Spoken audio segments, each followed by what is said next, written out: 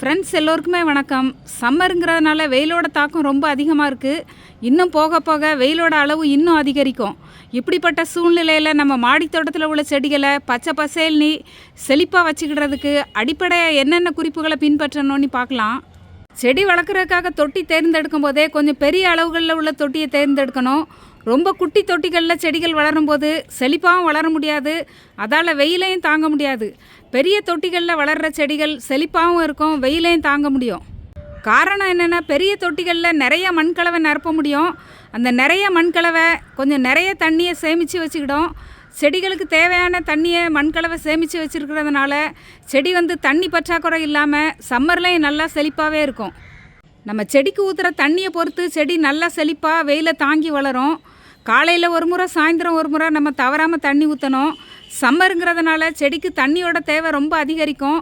மத்தியான நேரங்களில் செடி பார்த்தோன்னா ரொம்ப வதங்கி போயிருக்கும். நம்ம காலையில் ஒரு முறை, சாயந்தரம் ஒரு முறை தண்ணி ஊற்றும் போது அந்த மாதிரி பாதிப்பு ஏற்படாமல் செடி நல்லாவே இருக்கும்.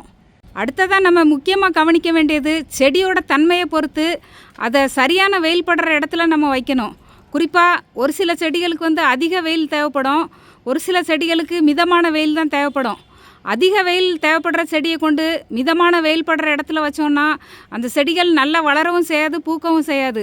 மிதமான வெயில் தேவைப்படுற செடியை கொண்டு அதிக வெயிலில் கொண்டு வச்சோன்னா அந்த செடிகள் வளர்ச்சி இல்லாமல் இருக்கும், அதுவும் சரியாக பூக்க காய்க்கலாம் செய்யாது.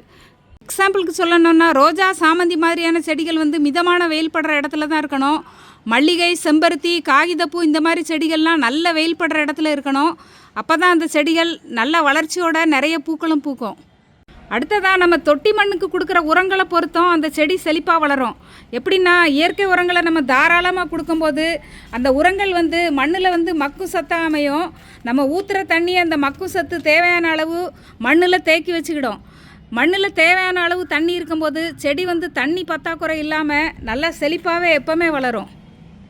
அடுத்ததாக நம்ம தொட்டிக்கு கொடுக்குற பராமரிப்பை பொறுத்தும் நம்ம செடி நல்லா செழிப்பாக வெயிலை தாங்கி வளரும். அது எப்படின்னா, எப்போவுமே நம்ம தொட்டி மண்ணை நல்லா இந்த மாதிரி கிளறி இப்படி லூஸாக வச்சுருக்கணும். இப்படி லூஸாக வைக்கும்போது தான் வேருக்கு ஆக்சிஜன் கிடைக்கும். வேருக்கு ஆக்சிஜன் கிடைக்கும்போது தான் செடி நல்லா இருக்க முடியும். இந்த மாதிரி நல்லா லூஸாக வைக்கும்போது தான் நம்ம ஊற்றுற தண்ணி தொட்டியோட எல்லா பாகத்துக்குமே போய் சேரும். மண் ரொம்ப டைட்டாக இருந்ததுன்னா நம்ம ஊற்றுற தண்ணி எல்லா பாகத்துக்கும் போகாமல் ஏதோ ஒரு இடத்துல மட்டும் அப்படி ஒரு வழியாக இறங்கிரும். வேருக்கு தண்ணி கிடைக்கலன்னா செடி ஆட்டோமேட்டிக்காக வீக் ஆயிரும். நம்ம ஓரளவு நல்ல பராமரிப்பு கொடுத்து வச்சுருக்கும் போது மட்டும்தான் செடி நல்லா செழிப்பாக இருக்கும். அடுத்ததாக நம்ம தொட்டியில் நுண்ணுயிர் பெருக்கம் ஏற்படுறத பொறுத்து நம்ம செடிகள் எப்போவுமே செழிப்பாக இருக்கும். நிலத்தில் இயற்கையில் நுண்ணுயிர்கள் பெருகும். ஆனால் நம்ம தொட்டியில் நுண்ணுயிர்கள் பெருகினாலும் அந்த நுண்ணுயிர்களால் தங்க முடியாமல் போகலாம்.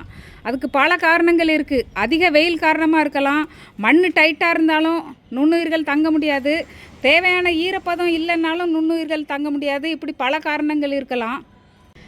எப்போவுமே நம்ம தொட்டியில் நுண்ணுயிர் பெருக்கம் இருக்கிற மாதிரி பார்த்துக்கிடணுன்னா, நல்ல புளிக்க வச்ச லிக்விட் ஃபெர்டிலைசர்ஸை அடிக்கடி மண்ணுக்கு கொடுத்து மண்ணை நல்லா லூஸாக வச்சுருக்கணும்.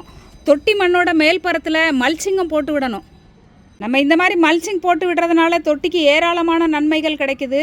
முதல்ல வெயில் நேரடியாக தொட்டியை தாக்காது. அப்படி தாக்காமல் இருக்கிறதுனால தொட்டிக்கு ஒரு கூலான சூழ்நிலை நிலவும். கூலான சூழ்நிலை நிலவுறதுனால நிறைய நுண்ணுயிர்கள் இயற்கையிலே உருவாகும். நுண்ணுயிர் பெருக்கம் இருக்கிறதுனால செடி ஆட்டோமேட்டிக்காக நல்லாவே செழிப்பாக இருக்கும். இந்த மல்ச்சிங் போட்டு விடுறதும் கிட்டத்தட்ட ஒரு 10 நாளையிலே நல்லா மக்கி இது ஒரு உரமாக சேரும்.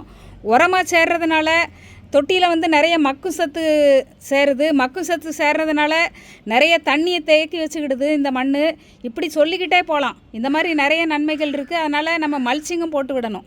அடுத்ததாக நம்ம பார்க்கலாம், இங்கே ஒரு சங்குப்பூ செடி ஒரு குரோ பேக்கில் வளர்க்குறோம். அந்த குரோ பேக்கில் என்னென்ன செடிகள்லாம் முளைச்சி வளருது பாருங்கள்.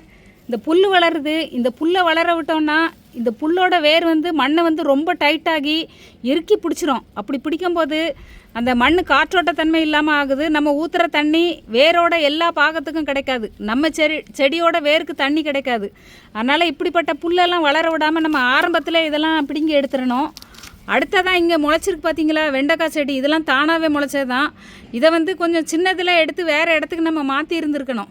அப்படி மாற்றாமல் இதே தொட்டியில் நம்ம விட்டோம்னா இந்த தொட்டிக்கு ஊற்றுற தண்ணியை இந்த செடிகள் எல்லாமே பகிர்ந்து எடுத்துக்கிடுறதுனால நம்ம செடி தண்ணி பற்றாக்குறையினால் ரொம்ப வீக்காக சோர்வடைஞ்சு நிற்கும். அடுத்ததாக ஒரு செடி இந்த சம்மர்லேயும் நல்லா செழிப்பாக இருக்கணும்னா அந்த செடிக்கு தேவையில்லாத இலைகளையும் கிளைகளையும் நம்ம ரிமூவ் பண்ணிடணும். இப்போ நம்ம பார்க்கலாம், இந்த கத்தரி செடிக்கு அடியில் உள்ள கிளைகள் எல்லாம் 2 நாளைக்கு முன்னாடி தான் எல்லாத்தையுமே ரிமூவ் பண்ணேன்.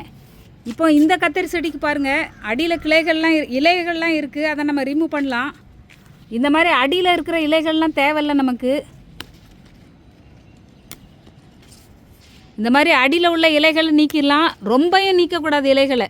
அப்படி நீக்கினாலும் செடி வந்து வீக் ஆயிரும். ஓரளவு அடியில் உள்ள இலைகளை ரிமூவ் பண்ணிடலாம். அதே மாதிரி தேவையில்லாத கிளைகளையும் ரிமூவ் பண்ணிடலாம். அடுத்ததான் நம்ம கவனிக்கிறது, ஒரு தொட்டியில் 1க்கு மேற்பட்ட செடிகளை வளர்த்தாலும் அந்த செடிகள் செழிப்பாக வளர முடியாது, வெயிலையும் தாங்கி செழிப்பாக இருக்காது. ஒரு வாட்டர் கேனில் ஒரு செடி தான் நம்ம வச்சு வளர்க்கலாம். ஒரு கத்தரி செடியோ, ஒரு தக்காளி செடியோ, ஒரு பச்சை மிளகாய் செடியோ வச்சு வளர்க்கலாம். அப்படி ஒரு செடி வச்சு வளர்க்கும் போது அந்த செடி நல்லாயிருக்கும். 1க்கு மேற்பட்ட 2 செடி 3 செடிலாம் வச்சு வளர்த்தோன்னா அந்த செடி செழிப்பாக இருக்காது.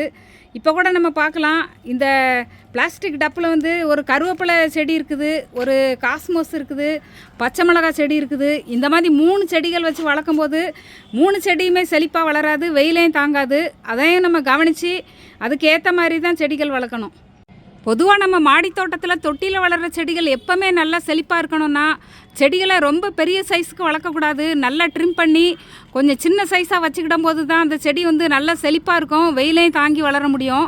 எந்த மாதிரியான உரங்கள் கரைசல்கள் கொடுக்கும்போது நம்ம செடிகள் சம்மர் வெயிலை தாங்கி நல்லா செழிப்பாக வளருங்கிறத பற்றி அடுத்த வீடியோவாக நான் கொடுக்குறேன். இந்த வீடியோ உங்களுக்கு பயனுள்ளதாக அமைஞ்சிருக்கோன்னு நினைக்கிறேன், பிடிச்சிருக்கோன்னு நம்புகிறேன். நீங்களும் அப்படி நினச்சிங்கன்னா நம்ம சேனலை சப்ஸ்கிரைப் பண்ணுங்கள், உங்கள் நண்பர்களுக்கெல்லாம் ஷேர் பண்ணுங்கள். மறக்காமல் உங்கள் கருத்துக்களை கமெண்ட் செக்ஷனில் பதிவு பண்ணுங்கள். நன்றி, வணக்கம்.